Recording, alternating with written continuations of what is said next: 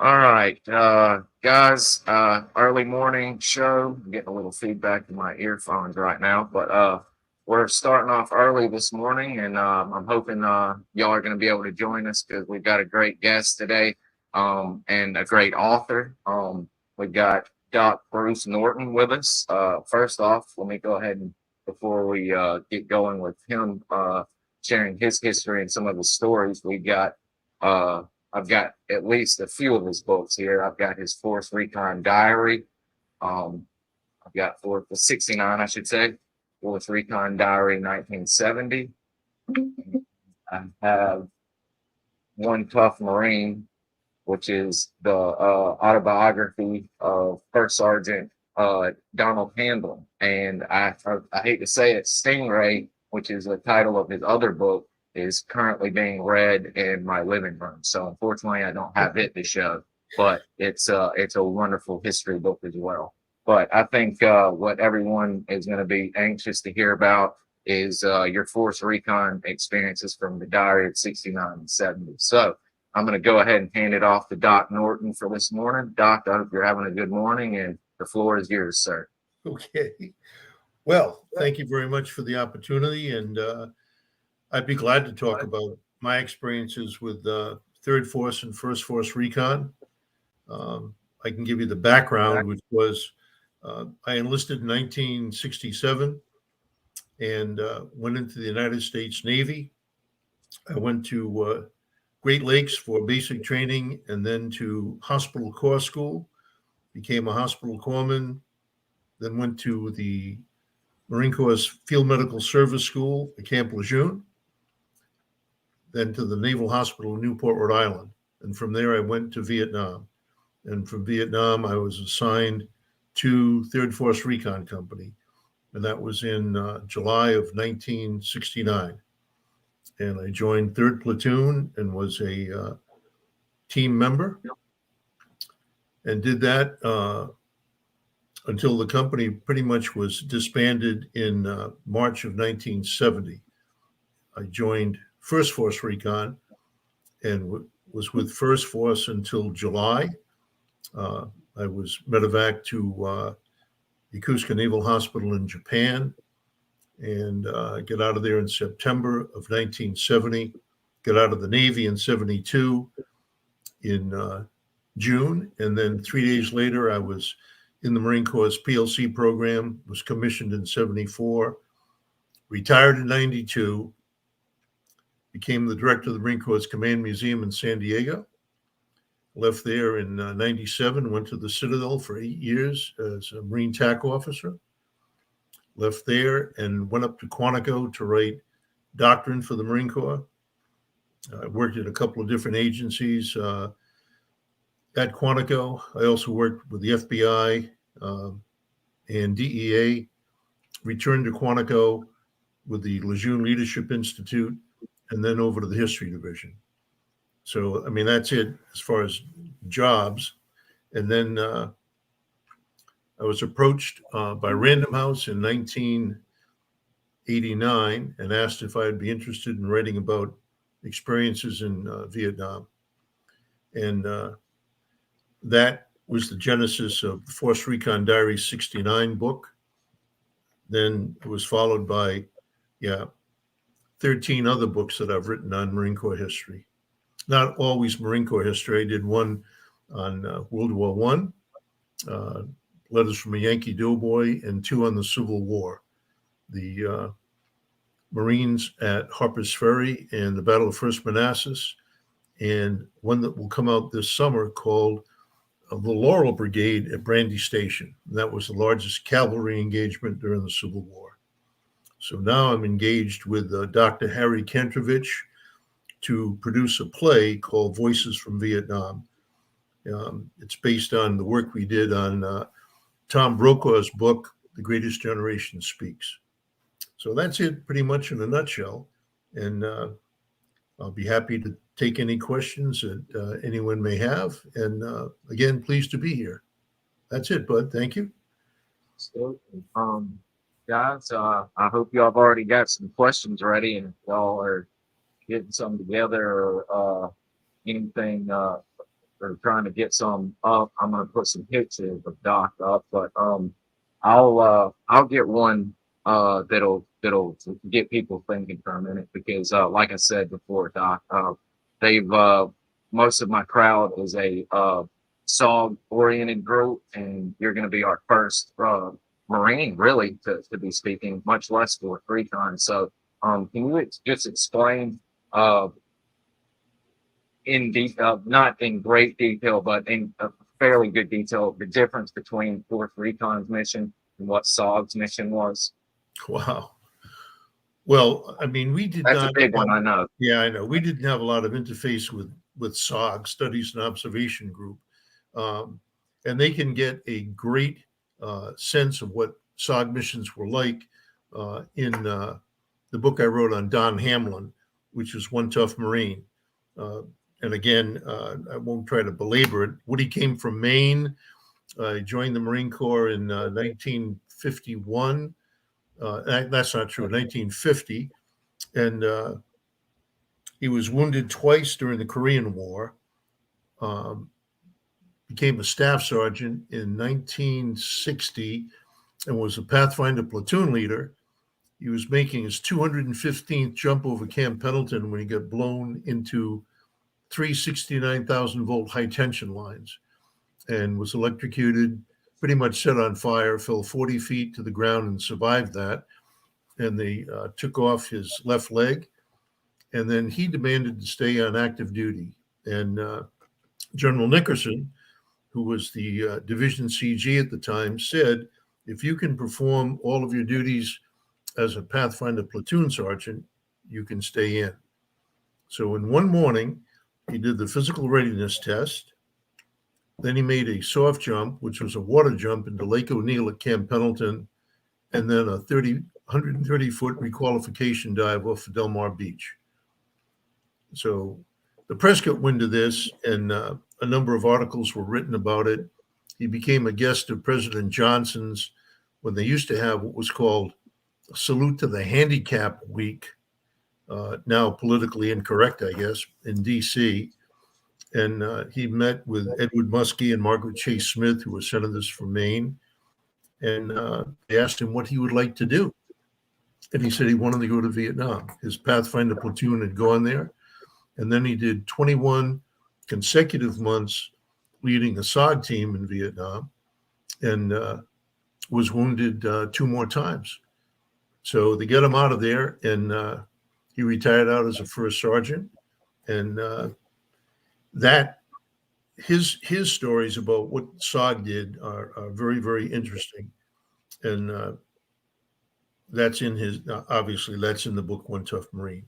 So the difference, of course, and I can only speak really from the Force Reconnaissance side and Recon Battalion side, is the name Force Recon comes from the fact that this is a reconnaissance company that belongs to the Force Commander. That's where it gets its name from, Force Recon Company.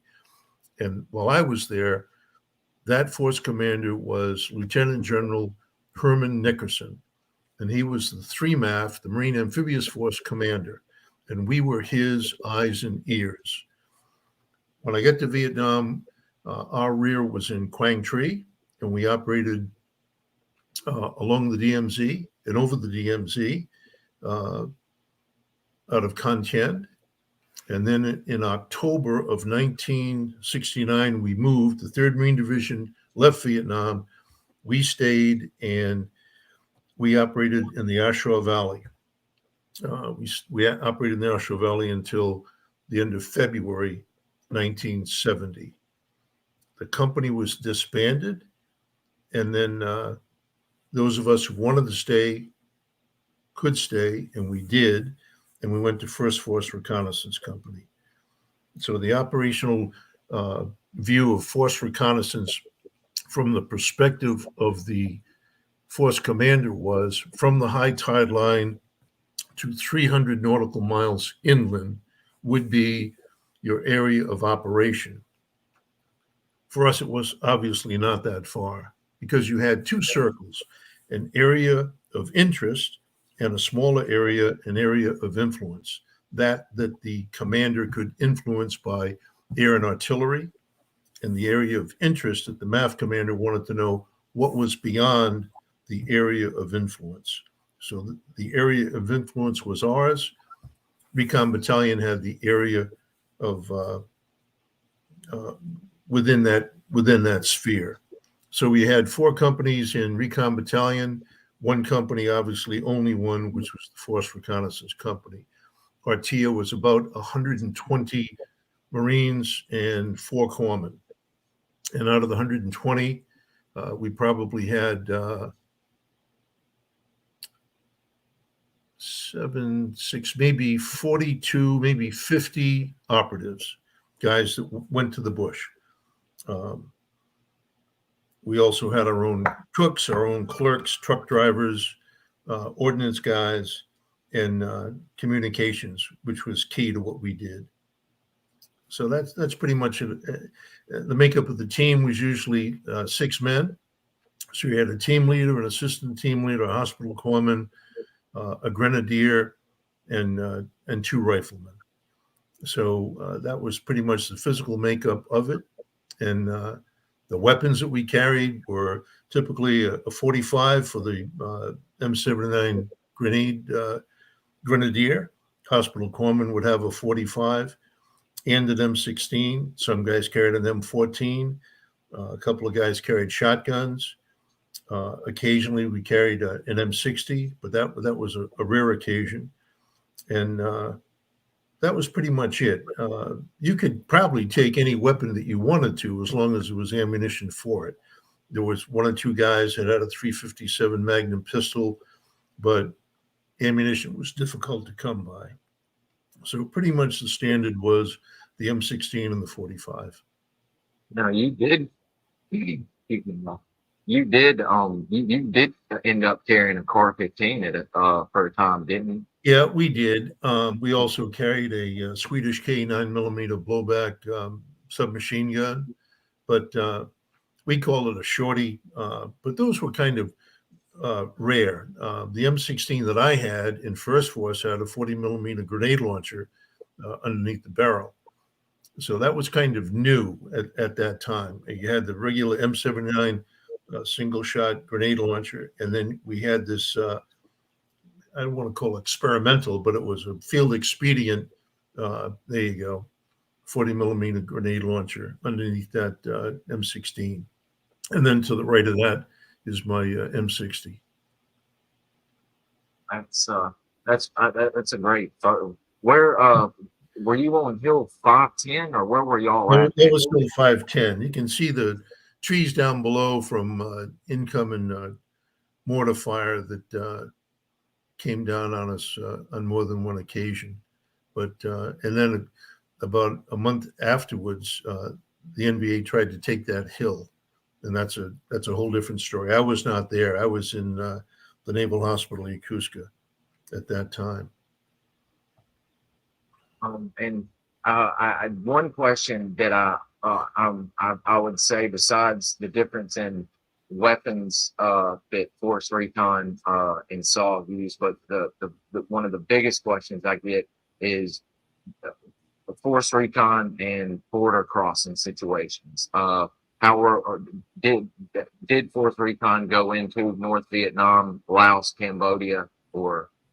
Okay, while I was there, and I can only speak to what happened while I was there, we crossed the team that I was with, which was ISTHMUS at that time, and that was led by a sergeant by the name of Tom Chapman, who later became a sergeant major, and he was the sergeant major of Marine Corps Base Quantico when he retired. We crossed the Song Ben Hai. That was the river that ran through the center of the DMZ, and maybe went about 2 clicks north and then came back across. So we didn't go far up into North Vietnam. We did cross the Song Ben Hai on several occasions. The Ashur Valley runs right along the Laotian border, and we were on and off that boundary on a number of occasions, but we did not have a specific mission to go into Laos. And we never went into Cambodia. So The answer to the question is several times crossing the Songben High, numerous times on the Laotian border, without specifically saying, yes, we were going into Laos. We never had orders to go into Laos, but our reconnaissance area paralleled the Laotian border. But Cambodia was way out of our zone.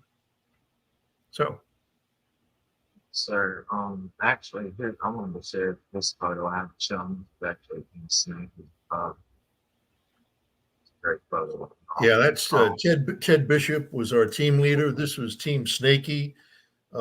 Ted came from Lufkin, Texas. He was killed on the 7th of February, 1970. I'm standing next to him with a bottle of wild turkey is Donnell Kegler. Kegler returned to the United States, and he was from Nacogdoches, Texas, and died there several years after coming back from Vietnam. And on the right side is, at that time, Lance Corporal Paul Keaveney. Keaveney was our blooper man, and on the 7th of February, he was wounded 5 times in one morning, shot in both arms, the right leg, the right side, and the 5th round hit his 45 and set off 2 rounds inside the magazine well. He was a Silver Star recipient and the Purple Heart. And 3 days earlier, another team was ambushed, and everyone but 2 guys were killed. The 2 survived were Giuseppe Ventresca, an Italian citizen who became an American citizen while he was in Vietnam, and Tommy Sexton. And while Ventresca was unconscious, Sexton held out. He had fired every man's weapon, all grenades expended, and he was shot through the day-night flare and K-bar, left side of his chest. And he was a communicator. And as a Lance Corporal, he was awarded the Navy Cross and the Purple Heart. And Tommy's alive and well, living down in right outside the main gate of Parris Island, South Carolina.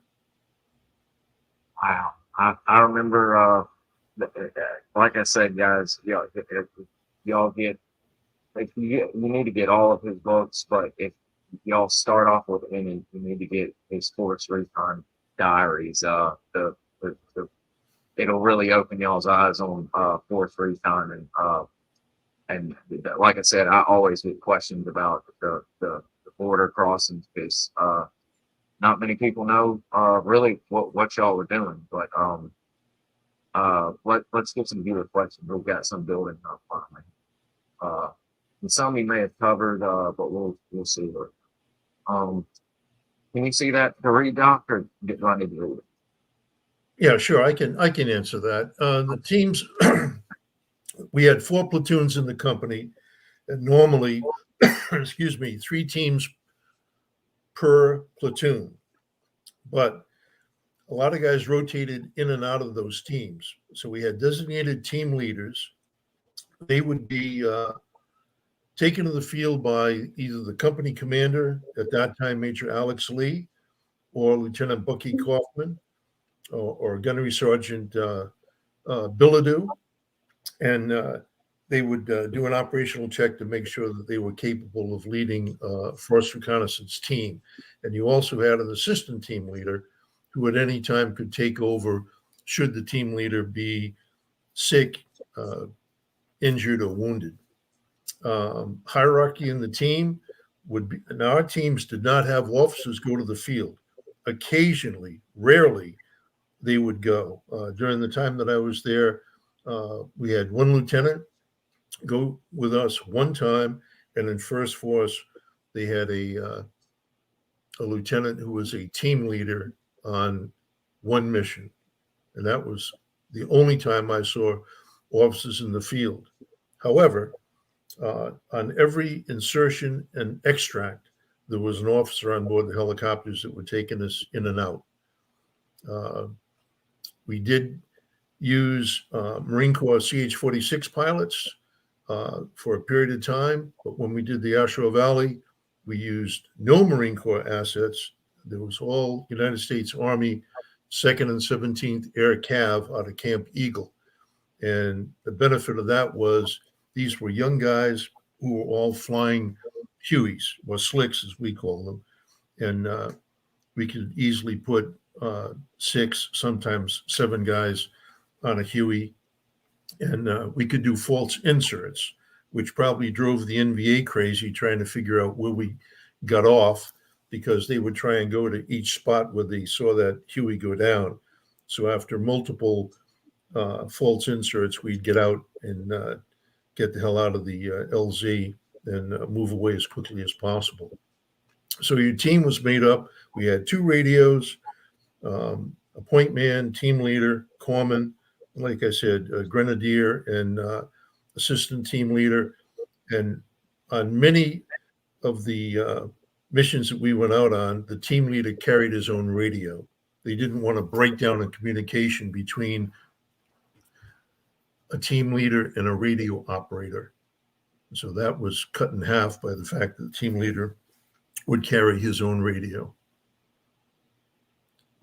And also, and since I've been doing a lot of deep dive Force Recon reading since been lucky enough to make y'all's acquaintance and a few other Force Recon docs. But I mean, y'all were you mentioned earlier there were 4 of y'all, and I mean, y'all would you had mentioned y'all were going. I mean, sometimes y'all were going out, coming back in, and a team was going out, and you would have to go right back out into the field with another team.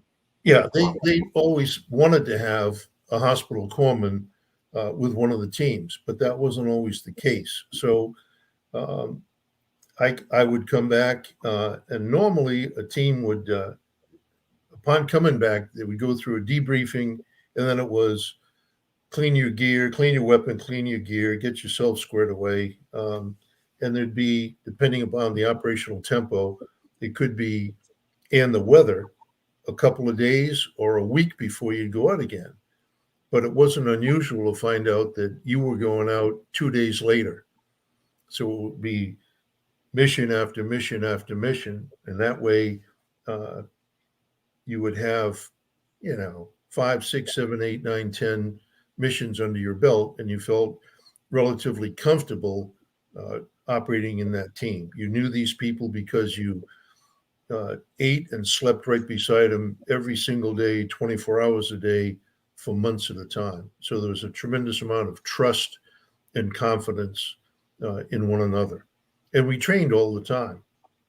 So when we came back off of a mission, it wasn't like you sat around and played cards. You would practice what we called IA drills, immediate action drills, of how to address ambush right, ambush left, ambush front, ambush rear, and everyone had a role to play in how you would break that ambush and get away. So guys in the rear would load up with blanks, and we would put on a blank firing adapter on an M16, and we'd go through that drill of who would set up the claymore, who would do the cover and fire, and how we would break contact. So it was a continuous thing. If it was new equipment or a rehash of the radio and how to preset frequencies, or just as importantly, what the corpsman carried in his Unit 1. So the corpsman tried to teach these Marines as much as he knew about first aid and emergency first aid as he possibly could. And then there was a senior corpsman who may have known even more, and he was always willing to share that information. And we had classes on that all the time. Map reading, calls for fire, artillery calls for fire, and the differences and the different frequencies that we would use of on different radios, and different equipment would come in, such as a RABFAC beacon that we would direct airstrikes with. So it was a constant learning environment and teaching environment, and it worked out very, very well. It's amazing. That's why I keep harping. The books are amazing. And before I get to another viewer question, just to put an emphasis on the tempo and how quick Doc had to hit the ground running. If I'm not mistaken, within your first 2 days, you were already running a mission on the BMG. If I'm not mistaken. That's true. That's true. I get there on a Sunday morning. I get there on Saturday, but on Sunday I went over to Third Force Recon, and on Tuesday we were going out through the wire at Contian. So there was not a lot of sit around and get ready for this stuff. A lot of credit I give to a corporal at that time named Vincent Swiderski, and he was told to escort me around the company area, go down to supply, get the things that I needed. And when I had all of this stuff, we then sat down on 2 racks, and he said, you don't need this, and you will need that, and you don't need this. And he probably lightened the load by about 30 pounds, and it made life a lot easier for me. So, we carried a lot of gear, but as you can see in the picture, that's just a Unit 1, a K-bar, a smoke grenade. I mean, everyone carried pretty much the same stuff. So you knew in darkness where to go to get someone's first aid pouch, or if you needed a canteen. I mean, normally that didn't happen where you needed to go to someone else's canteen, but if someone was wounded, they were, in a sense, a liability. They weren't an asset because they weren't going to help you if they were wounded. And in fact, you lost 50% of your team because one guy, or at least 2 guys, had to carry the wounded guy. So out of 6, now you lost that capability by 50%. And that would require a medevac. And then on top of that, you were now exposed to where you were when a helicopter came in to get someone who was sick or wounded. So, constant up tempo and a learning curve was immediate. Largest and small teams ran a mission with. The smallest was 6, largest was 7. And did you prefer to go on the small or large team? Small team was better to me, and the answer why was less noise, less movement. As an example, we went out one time and we had a dog with us, a dog and a dog handler. Well, that sounds great, but the dog creates a lot of movement. The dog only responds to the handler. If the handler gets killed, you might as well shoot the dog because he's not going to listen to any of us. And it didn't prove to be of any value to us. And then again, the dogs that they had, German Shepherd, the handler would carry chow for the dog, but he thought we were going to share our water with that dog. And the dog drank an incredible amount of water in the summertime. Up north, it was hot, and I mean really hot and humid. And of course, we drank water sparingly, but the poor dog needed a lot of water. So, the after action was, don't give us any more dogs and handlers. They are not a benefit or a great value to us. I'm sure they were to other groups and other organizations that I've read about, but not to a Force Reconnaissance unit. So that was, let's try this, and it didn't work. So do you have any memorable interactions? Kit Carson Scouts. Yeah, in First Force. There were none in Third Force. But in First Force, we had one particular guy who'd been an NVA or VC captain, and he turned over and he became a Kit Carson Scout. And we went to the bush, I did, with this guy on a couple of occasions. But on one, he was our point man. And the idea was if he came upon VC or NVA, he spoke the language, hopefully the dialect. But he came back after that mission, and in the debrief, he said he'd seen seven men. Never told us anything about that. So there was always the language barrier. We did not speak Vietnamese, and he spoke pretty miserable English and could barely make himself understood. So that was another lesson learned. But again, other people, I'm sure, had great things to say about Kit Carson Scouts, but my observation of them was not that positive. I mean, they turned over one time to come over to our side. What would keep them from going over to the other side again? So, everyone was kind of leery of these people, mainly because the language barrier, customs and traditions that they had were much different than us.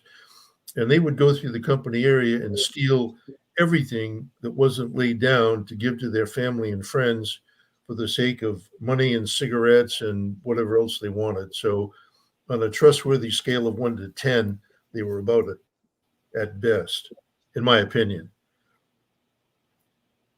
Okay, you did train for a certain amount of time. Well, the Marines did because once you joined a reconnaissance unit, they had what was called RIP school. They had different names for these schools, which was a recon indoctrination program. So you'd go through rappelling, you'd go through spy rig extractions beneath a 46 or a Huey, and there was a lot of PT. Back in the rear, there was PT every morning, sometimes in the afternoon, to keep everyone physically fit. And it was also a good reminder of how everyone looked and felt. If there were injuries to feet or hands or arms that guys wouldn't even mention, but when they fell out in PT gear, you could see bruises and cuts and those types of things that would require treatment. So, there was a bunch of training for new guys, but when you had a critical MOS like an 8404, a hospital corpsman, it was, hey, you're here, you joined us, you volunteered, and you're going to the bush. It was, okay, let's go. So that kind of training, although it was offered to corpsmen, we most of the time didn't have the time to go through it. It was, you're assigned to this team and off you go. And, again, we were 19 and 20 years old, and for the most part, very physically fit. And you found out just how physically fit you were when you were humping about 60 pounds of gear and going up and down hills and trying to hide. You were beat at the end of the day. You were pretty damn tired, but it was just something that you put up with and learned to deal with it. How was information gathered during constant action? Okay, so we constantly had our radios on. The team leader was required to put in a salute report or a spot report whenever we saw something, or there was contact or heard something. And those radio signals were relayed to either aircraft or a radio relay site. So the radio relay site consisted of Force Reconnaissance Marines, usually 2 teams. They had a 2902 radio antenna, and it had great reception. And they would relay that information back down to Da Nang, where General Nickerson, had his headquarters, for things that were important, like movement in the Oshawa Valley. So, our radios were on, and you were constantly getting radio checks. There was no speaking, verbal exchanges in the bush, okay? Not usually. If they wanted to know how you were doing, they would just come up on the radio and say, Snakey, Snakey, this is Zulu Relay. If you are Alpha Sierra or all secure, give me 2. And you just squeeze the handset twice and you'd hear the static break, which meant you were okay. If you weren't okay, and they would say, if you're all secure, give me 2, and you would give them 1, or there was silence, they would say, do you have movement? Give me 1. And that would be how close. They knew the questions to ask: within 100 meters, within 50 meters. Are they to your north, east, south, or west? And you would key the handset to respond to those questions. So the people asking those questions had been in the bush, and they knew what to ask. And that way, if the team was attacked, if they were ambushed, there would be a reactionary force set up to go out and join that team to rescue them. Now, sometimes it was a Marine reactionary force. Sometimes it was called a blue team, which was Army, and they would be 30 guys, automatic weapons, and they would come to the rescue. And that happened on several occasions. And in fact, we're going to have a reunion in Nashville in 2 weeks with those men from 2nd and 17th air cav, the ground guys, and some of the pilots. So we are always welcome at that reunion, and it's a great uh, sense of camaraderie. They were no different than us, same age and two different branches, but or three, as a matter of fact, but just courageous as you could imagine. The helicopter pilots, incredibly brave, as were the blue team guys that would come out to rescue us. They were risking their lives to save ours. So that's how the information was gathered by radio, radio to aircraft, or a radio relay site. And did you ever hear back with your mission had significant value? Yes, we did, particularly in the Oshawa Valley. That was a main thoroughfare for the NVA moving down around Da Nang and down towards Saigon. And there were thousands of NVA that operated in that area. They owned the night, and at nighttime you could see truck lights come on, and they'd go down the main road, and we'd radio those locations back as best we could, and they would act on it with either artillery fire or aircraft that would come in, fixed wing. And if we had good targets, they would try to be on station for as long as and as quickly as possible. But yeah, it was a great value to them and to us. The response time with artillery and air was critical, as you can imagine. Would you mind talking about where you grew up and how you ended up in the Navy? Sure. I grew up in Rhode Island, state of Rhode Island, a little town called North Scituate. It was about 10 miles outside of the capital of Providence, a very rural area. My father was worked for the Narragansett Electric Company. He was an electrician. And I had two sisters, an older, younger sister. So I get out of high school in 66, and I went to college in Boston for a year. And I had a professor say, Mr. Norton, never have I seen anyone work so hard and have so little to show for it. And that was kind of a subtle hint that you don't need to be here.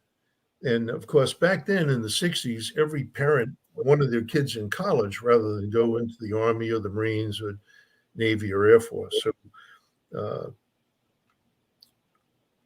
I could see the writing on the wall. I went down originally to enlist in the Marine Corps, and this gunnery sergeant who had the RS recruiting station didn't show up.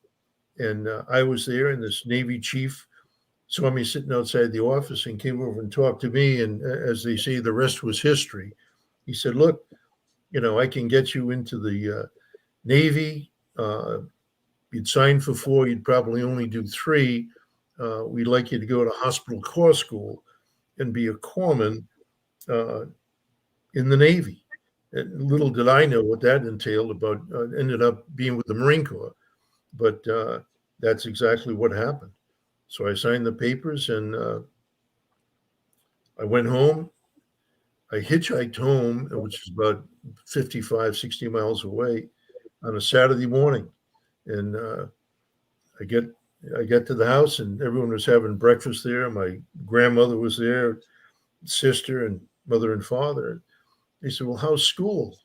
And I said, well, I guess school is fine, but I'm no longer in school. And of course, my father had been in World War II, had been on Guadalcanal. And he said, what do you mean you're not there anymore? I said, well, I enlisted. And he said, did you sign anything? I said, yeah, I signed everything. He said, what are you going to do? I said, I'm going to be in the Navy as a corpsman. And he was reading in the newspaper, and he said, I want you to look at this. And he turned the paper over and it said, U.S. Navy corpsman awarded 2,000 Purple Hearts. and that was in that morning's paper in the Providence Journal. And he said, I don't know what to tell you. I mean, he was silent. He was not happy, I'll tell you that. And my two sisters avoided me the rest of the day, knowing that there was an idiot in the family who had just enlisted. And my chances of going to Vietnam had just multiplied times 10. But that's the way it was back then. And I had friends that literally got out of high school, graduated, in June, and in July we're down at Paris Island. So it was, it was not a big deal to me. My grandfather was in World War One. My dad was in World War Two. An uncle during the Korean War. Two other uncles in World War Two. So it was my time in the barrel. So that's pretty much how I get into the Navy and where I grew up. I mean, like I said, it was a rural area. We spent a lot of time in the woods, hunting and fishing and learning those kinds of things, which served me pretty well in Vietnam. So I hope that answers the question. That did, and it's quite funny listening to talking to some of the other foremen from Vietnam, and then hearing some of the modern guys who joined that either went Army or Navy. It seems like every time they went down there, the Marine Corps recruiter wasn't in the office, and quite a few good guys. It seems like down the road, even from Vietnam on upwards. So they got to stay in the office. It looks like a little longer. Well, they were all located in the same building. It was like take your pick. And I'll tell you what was fascinating back then was you'd go to what was called a AFI station, Armed Forces Induction, whatever the acronym meant at the time. And they'd bring everyone outside after you were sworn in, and they'd say, okay, you, and you are not going into the United States Army. You are now in the United States Marine Corps. And they said, what? And they said, yep, Army's full, quotas are full. You're going down to Paris Island. And these guys were dumbstruck, like, this is not what I signed up to do, but that happened. So, yeah. Were there any moles or traitors that are on Force Recon, your knowledge? For example, multiple highly placed males within SOC? And the answer really is not to the best of my knowledge. We had a compound when we were at Quang Tri and another one at Phu Bai and Da Nang. And we had no real interaction with the Vietnamese people. There was a woman who did the laundry, if you want to call it that, and no one spoke the language, and it was kind of like hand and arm signals of here's a bunch of camouflage utilities, can you wash them and dry them, and you'd be back the next day and pick them up. And of course, they were dried under buffalo chip fire, and they would smell like that, but everyone smelled the same, so there was no problem. But we had our own barber. One of the staff sergeants had a barber kit, so we didn't have a Vietnamese barber. And our cooks were all Army or Air Wing guys, and they were all Americans. So again, no interaction there. So, and I say that because on a number of occasions, people said, hey, how'd you like to go back to Vietnam? And I said, I have no great yearning to go back there because outside of the scenery, which was sometimes absolutely spectacularly beautiful, we didn't meet anyone. The people that we met were not friendly. So, you had, I'm trying to think of the correct terminology, but you had different Marine grunt platoons, and they would rotate these guys into villages, and they would stay there to protect them. And they might have a close relationship with some of the Vietnamese people.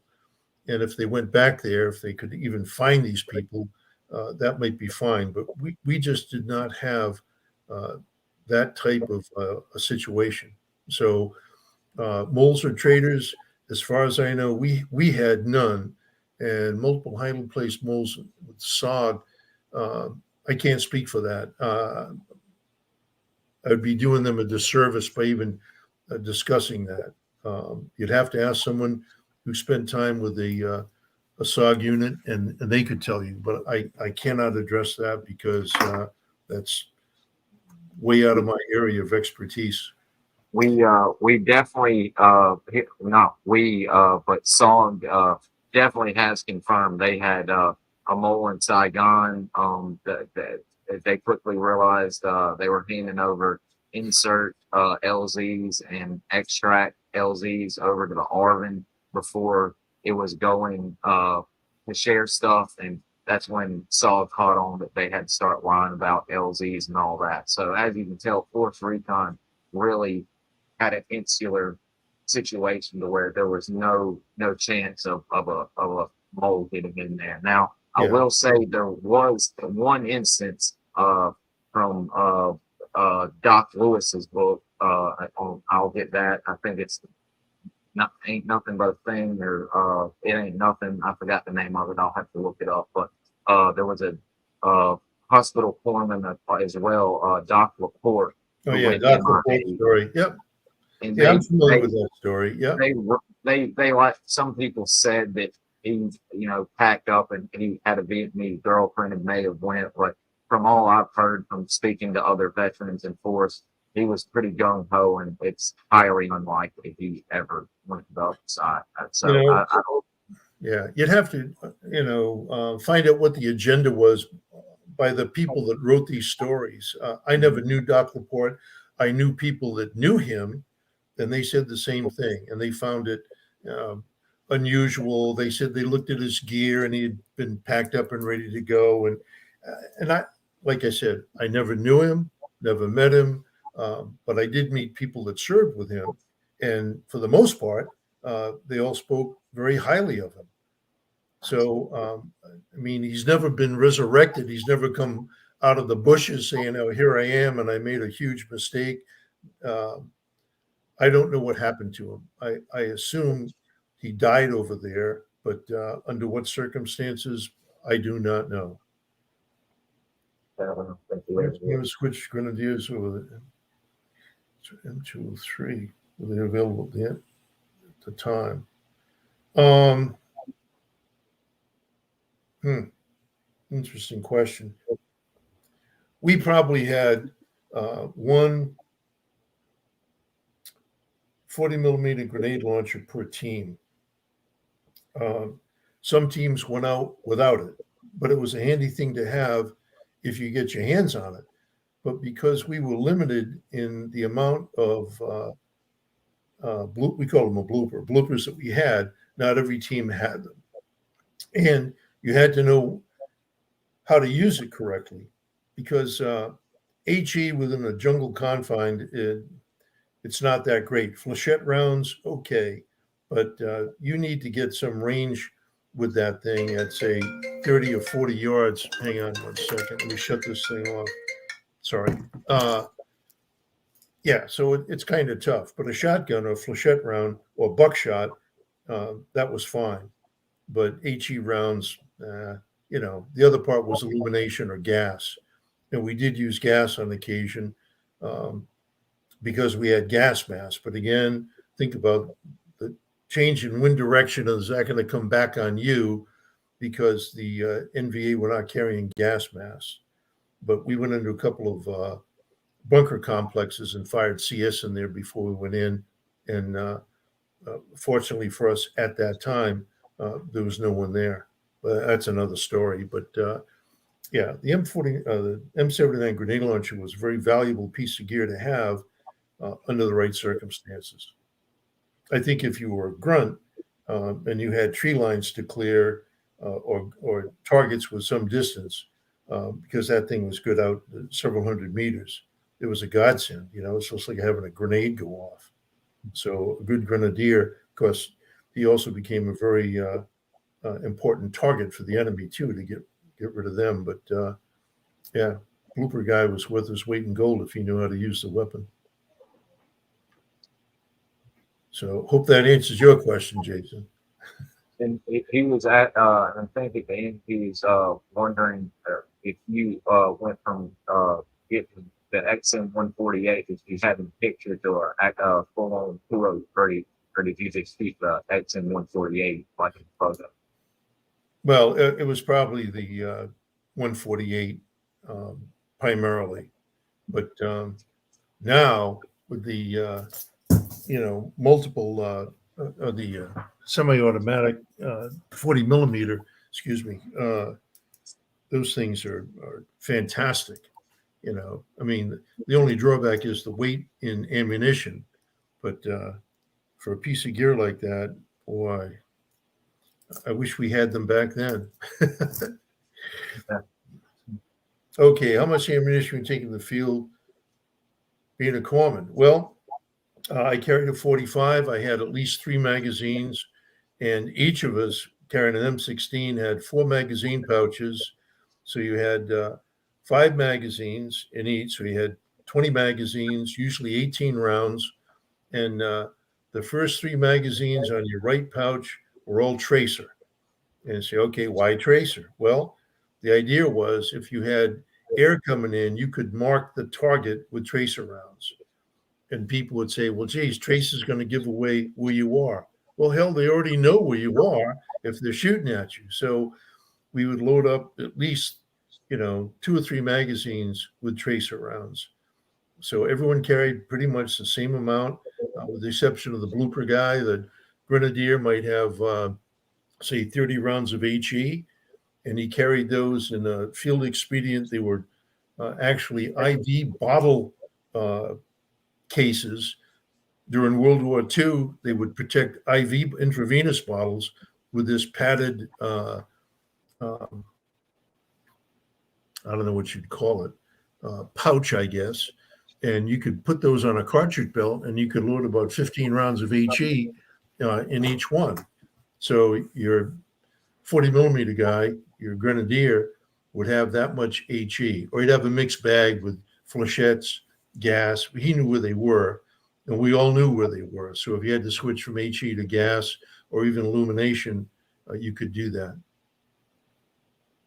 So that's how much. Plus, you'd also carry a Claymore mine, and you'd have 2, 4, 6, say 6 grenades at least, and you'd have smoke and a day-night flare attached to a K-bar, and different color smokes for what was required,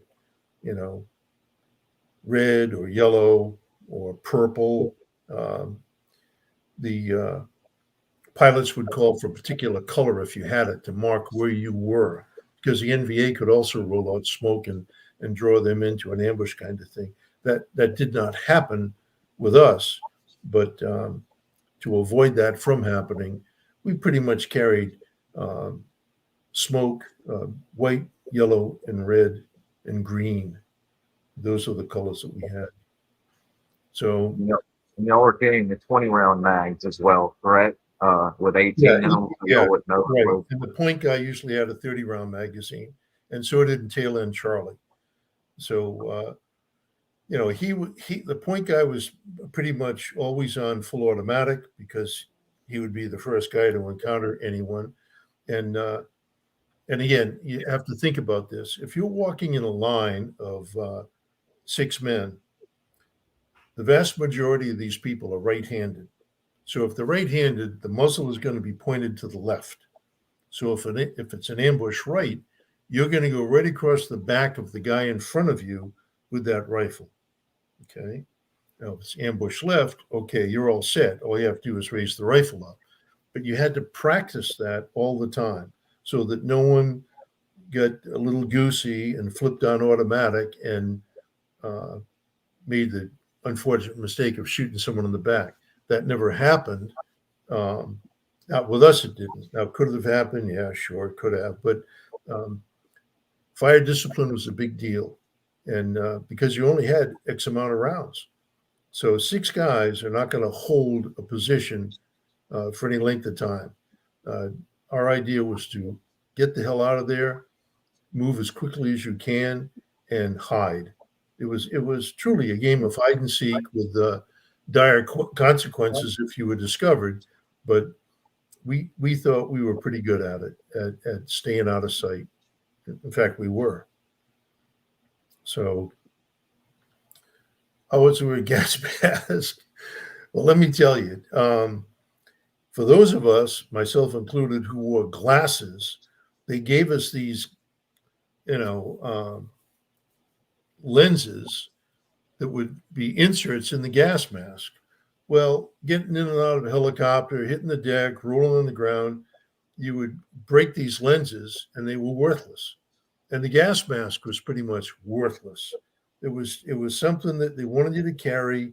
It was as stupid as having a sleeping bag in the jungle, So we didn't carry sleeping bags, and for the most part, we didn't carry a gas mask. We didn't carry a helmet. We didn't carry flak jackets. We didn't use them. You had a soft cover, and in fact, the vast majority of guys did not take a poncho to the field. And the reason was it had a hood. And if you put the hood up, you couldn't hear anything. So no poncho. You had a poncho liner that you wrapped up in, and you'd sleep very close to one another to get the heat off the other guy to stay warm. When it was cold in December, January, February, and wet, it didn't get that cold, but say it got down into the 50s and it was raining and a cold wind, you could come down with hypothermia pretty quickly. So the gas mask was not something that was looked upon favorably, and the visibility out of a gas mask with condensation, with a dew point, was about 0. So I would throw that thing away in a heartbeat because it was, to me, a worthless piece of gear. How long is it? Okay. I know. Okay. And that's all of that is correct. Our missions were pretty much designed to be 5 to 7 days. That's how much food and water you carried. The extension of a team was, for the most part, due to weather. Helicopters could not fly in bad weather. So you'd be extended, or something came up and they needed the helicopters and it was more important somewhere else. And you were told that night, your extraction's been delayed, 24 hours. And now you had to find another LZ because you didn't want to stay too long in one spot. So you'd move to find another LZ, or you could use, depending, the same LZ, but from a different approach. So let's say at the most part, 7 to 10 days, closer 5 to 7 days in duration. And the missions would vary, but that was the amount of time that we would stay out, about a week. How much do you think your gear weighed when you were going out? Realistically, I'd say, I don't know, 60, 70 pounds. When you came back, you were pretty much out of water, out of chow, and you had the same amount of ammunition. And, if you're carrying a Starlight scope, and the other thing that weighed a lot were radio batteries. Everyone carried extra radio batteries. So food and water was the weight, but we also went to dehydrated rations called long rats. And on every mission, a guy was given a case of sea rations that you would, our term was rat fuck. You'd go through them and pick out the fruit and cigarettes and gum and stuff that you wanted, and throw the rest away, like, chocolate nut roll and some of the sea ration stuff that God knows who invented this stuff, but no one wanted to eat it. But the fruit was good, a couple of the heavy meals, but the dehydrated stuff was really good. It just used up a bunch of your water.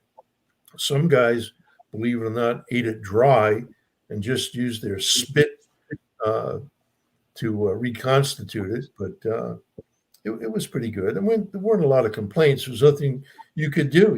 What good is complaining going to do? No good at all. So, I would say 60 to 70 pounds of gear at a minimum on every guy. Was the fruit your favorite, sea rat? Which what? Was the fruit your favorite sea rat to get, or what was your favorite meal? Gosh, I could go through the menus they had what they call beef and rocks, which was beef and potato. They had spaghetti and ground beef. They had turkey loaf. They had pork and scallop potatoes. They had ham and lima beans that were called ham and motherfuckers. Um, the dehydrated stuff was chicken and rice, chili con carne, spaghetti. They had, I think there were about 8 different varieties of meals that you would take. And then they had other things, chocolate. It was to really give you maybe 2,500 to 3,000 calories a day so that you had some fuel in your system to go on. But, you didn't want to make a lot of noise opening up cans of fruit. They had coffee. A lot of times we would not make a canteen of coffee. You would, if you were staying up and on radio watch, you would just take the coffee packet and put it in your mouth like dip, so you get the kick from the caffeine and stay wide awake. So it would keep you wide awake. I don't know where the coffee came from, if it was Taster's Choice or what, but yeah, it was interesting to empty a package of coffee grounds, instant coffee grounds, into your mouth just to stay awake. But we did. So yeah, every guy had their favorite. It was the number one favorite was peaches and pound cake, and they would mix that up, and that was the number one dessert. They had peaches, pears, applesauce, fruit cocktail, and I think that was it as far as the fruit. 6 or 7 varieties of canned fruit, all packed with a sugar syrup. So small Campbell soup can size of fruit, and that's what you had. I had a funny story of a battalion recon guy talking about they were on the radio relay side or something, and he was trying to eat his spaghetti and starving, and he'd gotten into it, and helicopter had come to pick him up, and he put it in his vest pocket. He was going to get on the Chinook and went board and fell and smashed it all over, and so it looked like he had been shot. He gets on the aircraft and digs it out of his shirt and wipes it off and starts eating. And the air crew looks at him like he's a madman. Yeah, that would do it. Well, I can see that happening too. Yeah, I mean, the food was tolerable. It was interesting. Trying to think of the name. McEnany, I think, was the company that made Tabasco. And they came up with a sea ration cookbook because a lot of guys, particularly the Mexican American guys, loved hot sauce, and they would put it on everything. So it was not unusual for every guy to have in their pack a bottle of hot sauce that was passed around to give some flavor to the food that you were eating. Yeah. So those things were always requested in these care packages from home. You'd get, smoked oysters, sardines, Kool-Aid, and hot sauce, or some kind of sauces back then weren't big as they are now. All the different barbecue sauces and all, but No, Kool-Aid was worth its weight in gold. I remember my dad and reading about it in other Force Recon books that the Kool-Aid was always worth its weight in gold when somebody got some good Kool-Aid in. All right. So air assets. When we went out with 46s, it would always be called a green package, and it would be 2 46s, 1 46 in case the second went down. And you would have, if possible, gunships. It would either be Cobra gunship, brown package with a Cobra gunship or 2, or Hueys. And if it was a heavy package, you would have a Loach, a light observation helicopter, going out ahead of you. So the makeup was mixed a lot of times with the Marines. With the Army, when we would go out, it would be multiple teams going out at the same time. So you might see 6 Hueys going out. They would have 2 Cobras and a Loach. Air assets, for what we call insertion and extraction. You guys call them infills and exfills. It was the same thing. A 46 required a big LZ. A 53 was even bigger. So we were not real keen on seeing a 53 show up when I was in First Force. 46, yes, that was okay, but a Huey was dynamite. You know, it was the difference between a Chevy Suburban and a Corvette, if you would. You know, I mean, they both have their place, but if you want to go in style, you get into a Slick and a Huey, and those pilots knew where to put that thing down, and they would come in very quickly, you know, nose up, tail down, and out you would go. And I'll tell you, as an example, the medevac helicopters, those guys were unbelievably brave men. And they would tell us at a briefing, if the shit hits the fan and it's getting dark, you give us your location and we'll find it and we'll fly over. And when we are over you, you give us a mark on the radio and we'll throw on the landing lights and come down and get you wounded out of there. And that was a tremendous morale boost to know that if you were, we'll say sick, but primarily wounded, dead or dying, within an hour, some 20, 21-year-old guy is going to come out there with a crew chief or an Army medic with a carbine and get your ass out of there. And they did. And they were, I'm sure, recognized for their bravery, but they were just unbelievably gutsy men that would come out to do that. So as far as air cover, our favorite air asset was the A6 Grumman Intruder. And the reason was simple. It carried 15,000 pounds of ordnance and could fly day or night. So weather was not a restriction. Phantoms couldn't see in the dark. A6s couldn't see in the dark. Helicopters can't see in the dark. But for hidden enemy target, A6 was great. Phantoms were great. And then close in, Cobras, much better than a Huey.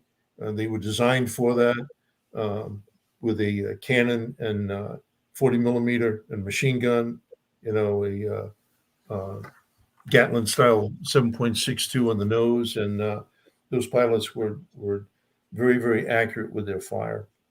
So we did have Phantoms on call on a number of occasions, Skyhawks as well. But the A6 was our favorite, and we would carry this, I mentioned it earlier, called a RabVac beacon, and it was a heavy piece of gear.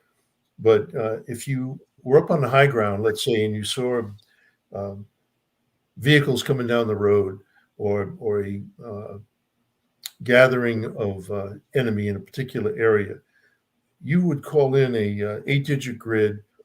The pilot would punch that in and offset from where you were and could bomb that night or day. And that was a force multiplier, a great game changer. So you didn't mind dragging that thing around because it probably weighed about 30 pounds.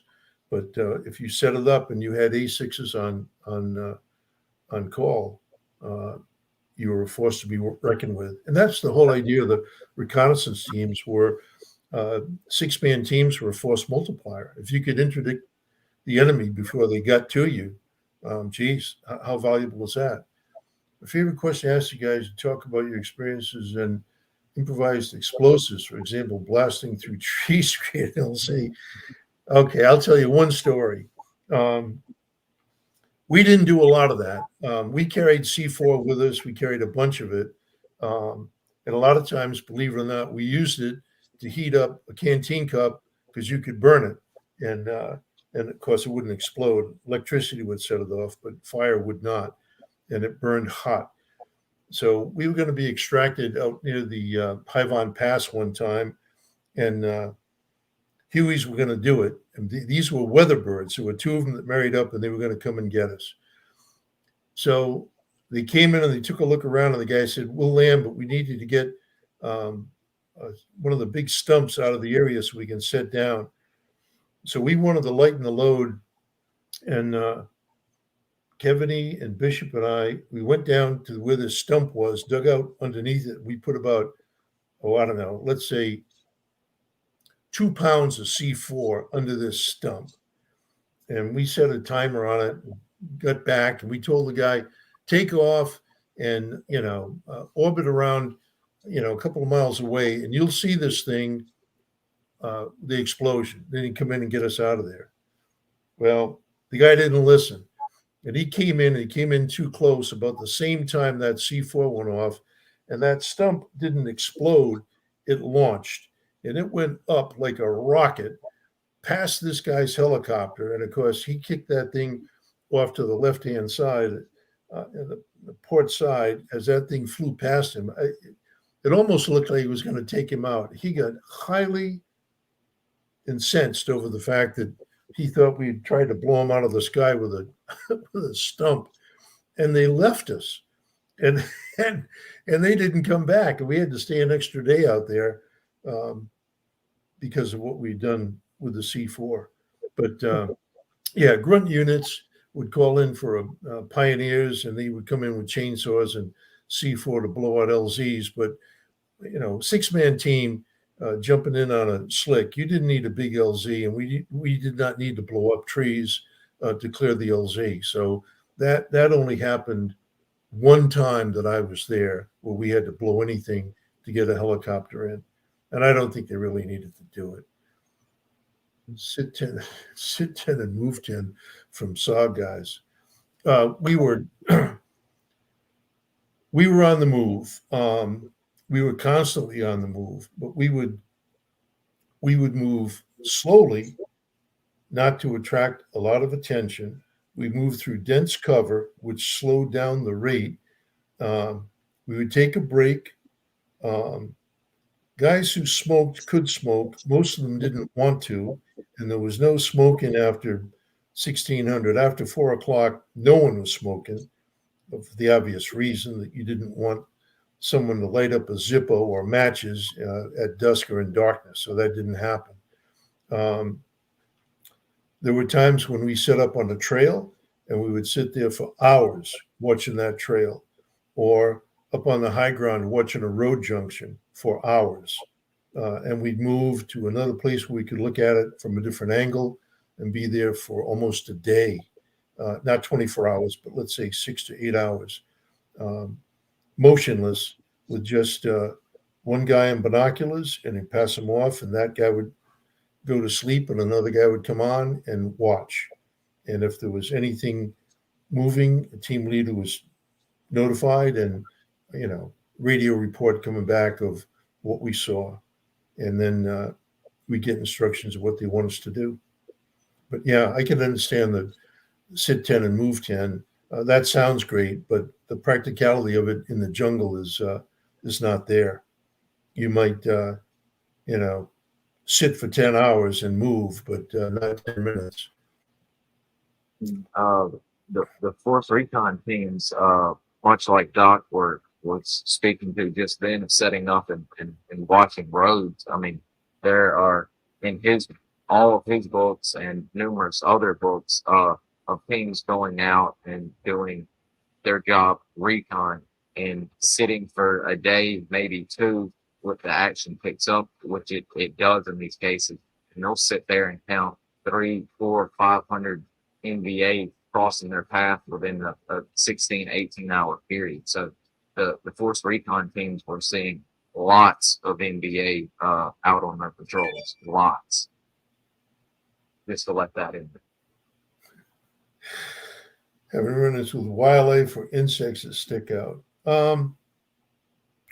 Okay. I can only speak on my experiences. Wildlife. Okay. You'll hear stories being told about these things called rock apes. I never saw a rock ape in 2 tours. I heard about them. I never saw them. Wild pigs, we saw those on occasion. But they were just, creatures of the jungle. Insects, of course, you'll hear the stories of leeches. They were all over the place. Ants, um, bees. One team got into a nest of bees, and a bunch of guys got stung multiple times with bees. I think the insect and the animal stories that stick out. We were up on Hill 510. There was a Black Lance corporal named Dickerson. He was in a two-man fighting hole. He was with another guy. It was at night, and he lets out this scream. And of course, I grab the Unit 1 and get over to him, and I can turn on a flashlight covered up with a poncho liner, and he had been bitten, stung, if you would, in the inner thigh. Had no idea what happened or what caused it, and he was in a lot of pain. But there's nothing you can do with like a bee sting, really. Give him Benadryl or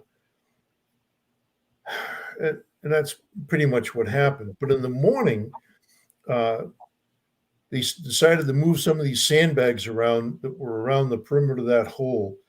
And when they lifted up one sandbag, there were two centipedes there. And these centipedes were not like the kind you see here in the United States. These guys were over a foot long and probably twice the size of your thumb. And of course, they're venomous, and they have tremendous pinchers in the mouth system where they hold their prey and inject it and then eat it. And evidently, one of these things had gotten in there when he was sleeping, and he rolled on it and it bit him. So we pinned that thing down. They put it in a canteen cup, and they put C4 near it, and the fumes, which were caustic, killed it. And we put it in a bottle and saved this thing and brought it back to Charlie Med so that they could put it out there and show people what was out there. Okay, so that was the big insect deal, was the giant centipedes that they had. Wildlife, the one that sticks out, of course, was the death of Flager. Robert Crane Flager was a sergeant. He was a communicator. He was in First Force, and he went out in early May. The whole story is this. Flager left the company to go to Hawaii and get married. He's going to marry his childhood sweetheart, which he did. And he came back to the company in dress blues. And everyone was excited for him for having gotten married. Well, he found out that his team was going out the next day. And he was incensed over the fact that he would not be going with them. So he went to the three, who was Jack Holly. First Lieutenant Holly was the operations officer, and made his case that he wanted to go with the team, and it was approved. So Flager gets spun up, and the team gets inserted. This is outside of Da Nang, about 30 miles outside of Da Nang, and the helicopters put them in a place which was not to their desire, and they had to hike up on this Razorback Ridge to get to the high ground, which is where they were supposed to be to set up an OP. And that night, rather than sleeping in a harbor site in a circular fashion with your gear in the middle and feet in the center and heads outboard, they had to sleep on this ridge line, head to toe. And Flager was at the back of the group of 6 men. And in the middle of the night, it was about 9 o'clock at night, they hear this scream, and Flager disappears. So the question is, what do you do? What do you do when you hear someone scream and you can't find him?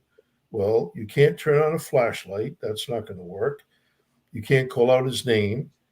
You have nothing to shoot at because you don't know what you're shooting at. So anything can have an instant firefight or grenade response from the enemy if you do some of these stupid things. So the best they could do would be on 100% alert all night long. Everyone was wide awake. So in the morning, They find his poncho, his bush cover, it's bloody and drag marks.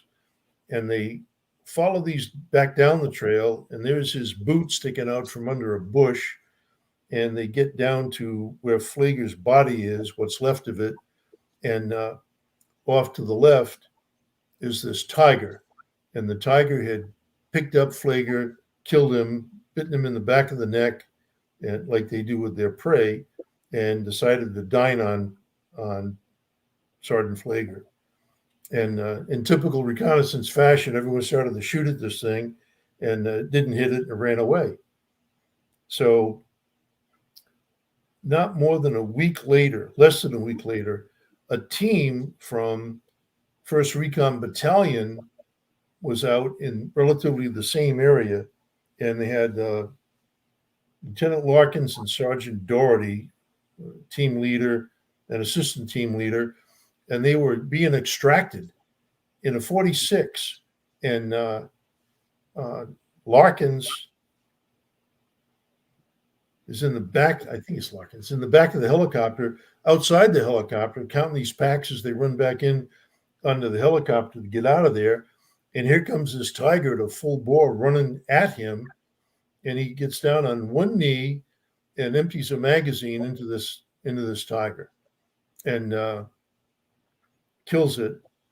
Well, the team runs off and they chop down a section of bamboo and they truss this tiger up like you see in these safari movies with the legs and are spliced over this bamboo, and they run it on the back of the helicopter. And the pilot radio's back saying, "Hey, we got a tiger." That's not it. That's another tiger. And that's, believe it or not, to the right is Sergeant Corsetti. He's also a Navy Cross recipient. He was killed there in Vietnam. But that's another tiger, but that's the size of him. And they brought the tiger into the LZ, and a lot of pictures taken. And again, but that's not that tiger. That's another incident that occurred, and that's up at Quang Tri. But they started to throw down money, and they collected enough money to have that tiger skinned and made into a rug down in the Trang. But and that was not the only incident. There were a number of recorded incidents of Marines and Army guys running into tigers in Vietnam. And if you do your history, that was the place to hunt tigers by wealthy Indian Maharajas and British hunters. They would go to Vietnam, not necessarily India, to hunt these tigers. So, yeah, centipedes and tigers. When you've got those in the same grid square, interesting things are going to happen. So those are the only two insect and wildlife stories I can relate to. But I mean, they had water buffalo walking around. We had no interaction with them. No one in 3rd Force when I was there ever saw an elephant. You hear stories about elephants. Yes, they were there. If people are telling you they saw an elephant or engaged an elephant, it's a lie, because it never happened. They had pythons. They had large snakes that we occasionally saw, but there was no interaction. We just avoid them and walk around them. So we did not need any extra curricular activity with snakes or tigers or centipedes. But I mean, they were there. You were told they were there, and the smart thing to do was just avoid them. So Roosevelt and the tigers didn't really. Okay. Well, I did not know that. I didn't know that Roosevelt went to Vietnam. I never heard that story before. And I've Daniel's an interesting guy. He helped me create my podcast logo. He's a very bright young man. I'm glad he's. I knew he went to Africa, but Vietnam, that's a new one on me. Okay, well, I'll have to look that up and read about that. I never knew that. Speaking of wild encounters, I mean, and I always get asked this, and I haven't seen it asked yet, but a similar question is coming up next involving tractors. But did y'all ever come across any foreign nationals, i.e., Russians, East Germans, Cubans? No. The answer is no. but I can tell you this, with regard to SOG teams, one of the SOG teams, they had two that I'm familiar with, Romulus and Remus, the two sons of Rome, with the team names. And there was a Marine sergeant. He's still alive. His name is Johann Hefferkamp, who spoke, obviously, fluent German. That's where he was from.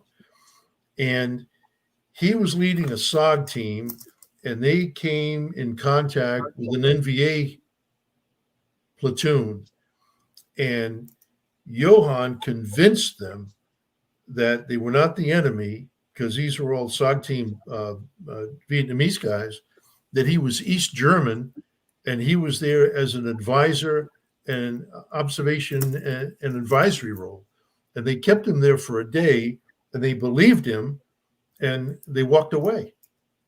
So he's out in Vista, California to this day. He's a close friend of Don Hamlin's, and they get together, a couple of times a year. Johann Hefferkamp, yep. So, and I know that to be true, but as far as us, no, we had no interaction with foreign nationals at all. Talk about it, experience with trackers. How did the team usually react? With regard to trackers, so tell me what you're talking about, Jason. What kind of dogs, trail watchers that may be watching y'all on inserts, or anybody that may have just picked y'all's trail up and were following? No, we did not. We had a couple of point-to-point contacts.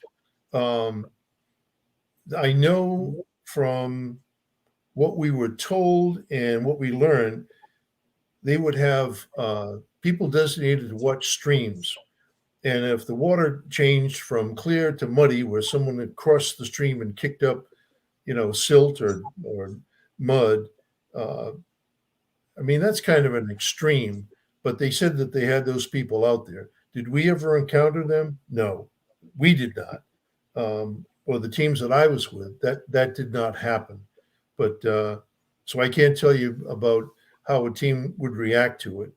We were told that once we got on the ground, anyone that we saw would be or should be considered enemy. Now, that's not necessarily true, because there were people out there that we called woodcutters. And these were people that lived out there, and they had little tiny farms, little villages of maybe 3 or 4 families. And men and women would go out and would cut wood for their fires. Excuse me. They had no electricity, obviously. So everything was candle power, oil power, or around a campfire. So they'd be cutting wood all the time, and you might hear them chopping wood, and we'd move in to see who that was. And these people were not uniformed. They'd have on like a loincloth with sandals on, and they'd have a bolo knife or like a machete, not an axe. And they were cutting up branches and wood. So they were not the enemy. They did not see us, and we did not interact with them at all.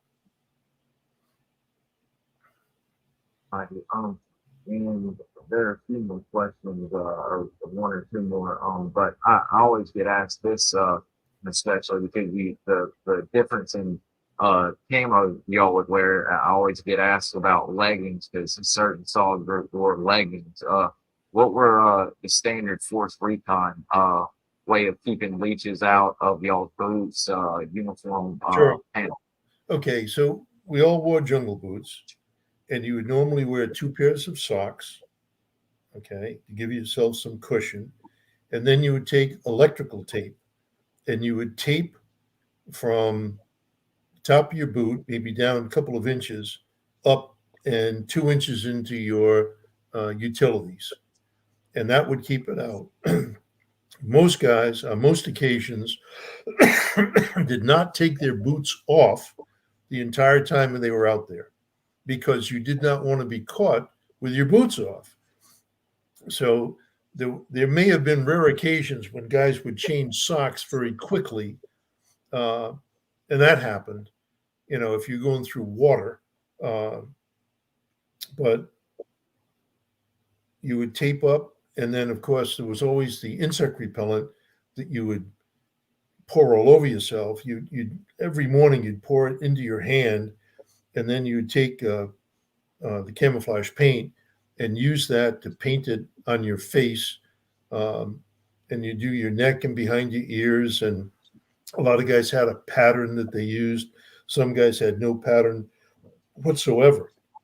But by the end of the day, with a beard, because we didn't shave while we were out there, some guys had heavy beards. And I can remember on a couple of occasions where guys were brought into 85th Evac Hospital in Fubai, and the triage guys thought they had been burned because they were black with paint on them. They thought these were like second or third degree burns, and they said, "I haven't been burnt. It's camouflage paint." So but those are the things that happen. And so yeah, you were covered up with this bug juice to keep mosquitoes and leeches away from you, and it was pretty effective. Now today, if you buy this stuff, DEET, and you have it on your hands, and you touch anything like a steering wheel or a gun stock, it'll take the finish right off of it, And here you were pouring it over your head and all over your face and arms, but that's what we had. And, it's like these stories of Agent Orange, but yeah, guys would just rub their hands together and slap it on the back of their necks and their faces. And usually, I mean, your sleeves are always down. So it's not like you had rolled up sleeves. Guys went to the bush and your sleeves were down pretty much to keep the leeches away from you. So do you think carrying all that weight cause any health problems later in life? Yeah, tell me. Yeah, I've got to have a right knee replacement here this summer, I think. But yeah, I think you pay the price for it later on. But no different than guys that go out there and run every day. They're going to pay the price in the long end in their ankles and knees. Not everyone, but a lot of guys do. And they say, gee, I wish I hadn't run so much. But, carrying a pack,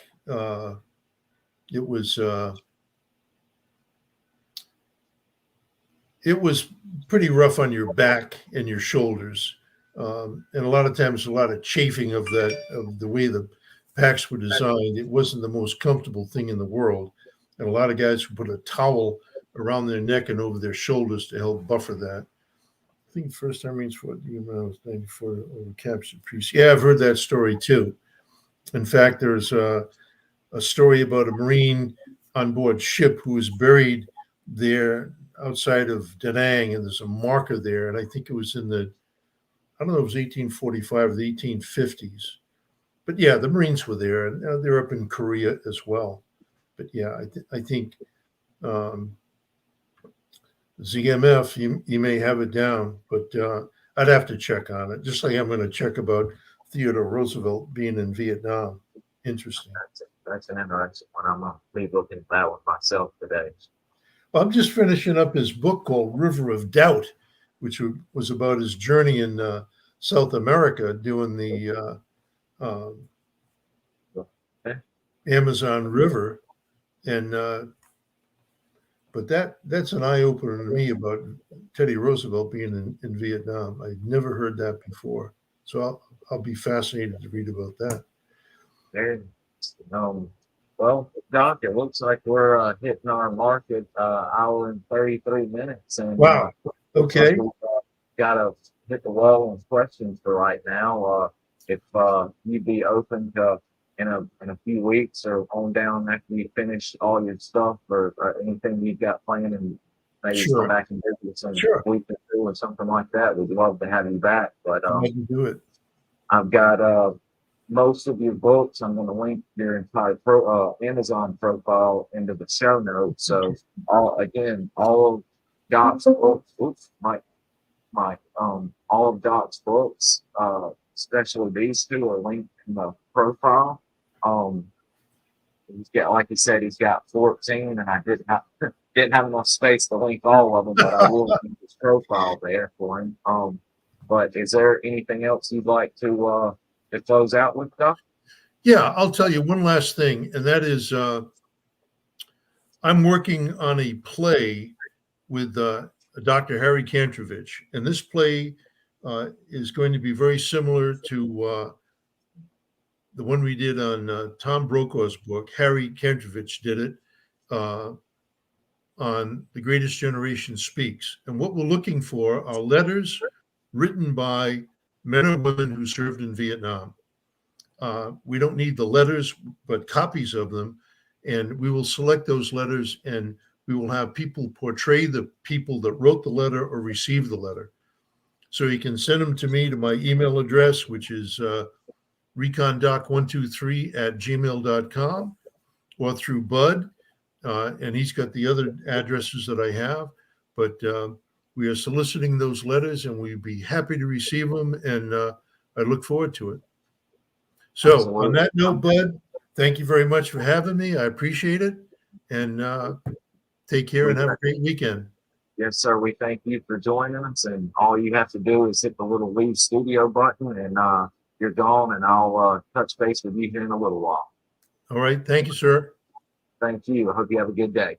All right. Bye now. Bye-bye.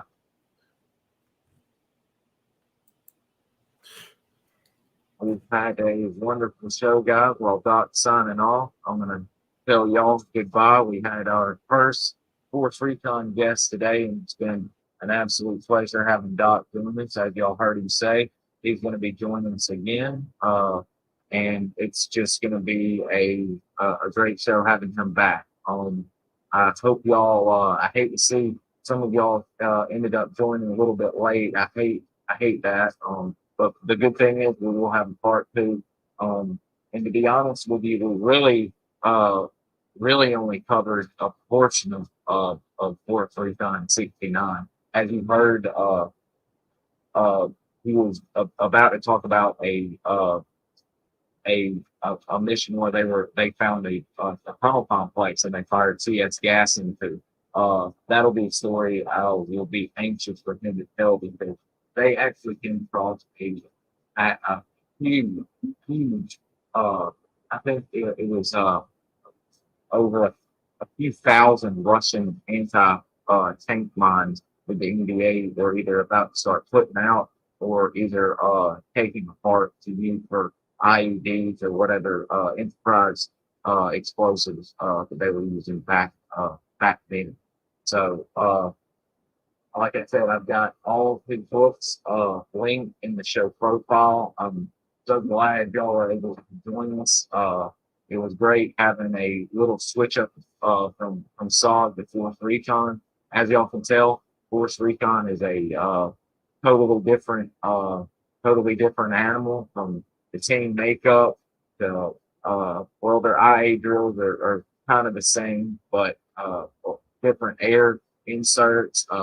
You notice he didn't speak very much on A1Es. They weren't using A1Es all that often. So that was another little tidbit.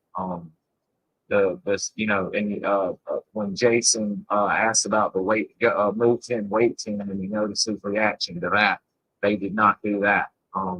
So little things like that. That's why I was glad to get y'all on here and to get y'all to get some questions asked like that, because as you see right here, it's a whole different ball of yarn.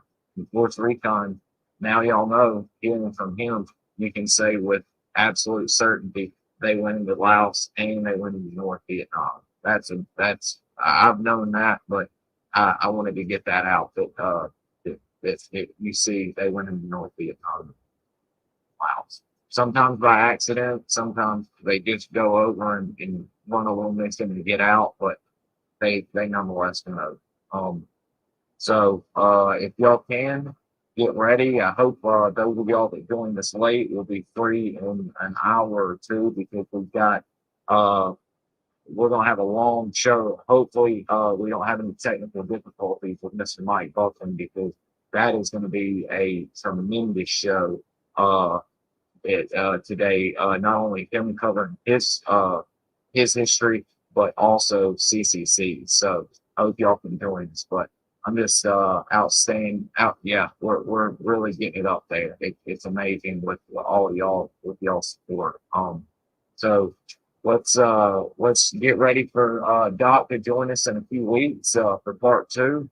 This was outstanding, and I hope those of y'all that didn't get to watch the full show will go back and watch it. And those of y'all that are just finding the channel, I hope you like it and subscribe. And we're going to be getting some more Force Recon gentlemen on here besides Doc Norton. But I felt no better guest to represent the Force Recon community than Doc himself. So I hope y'all enjoyed it, and I'll be seeing some of y'all here in the next hour, hour and a half. So see y'all soon.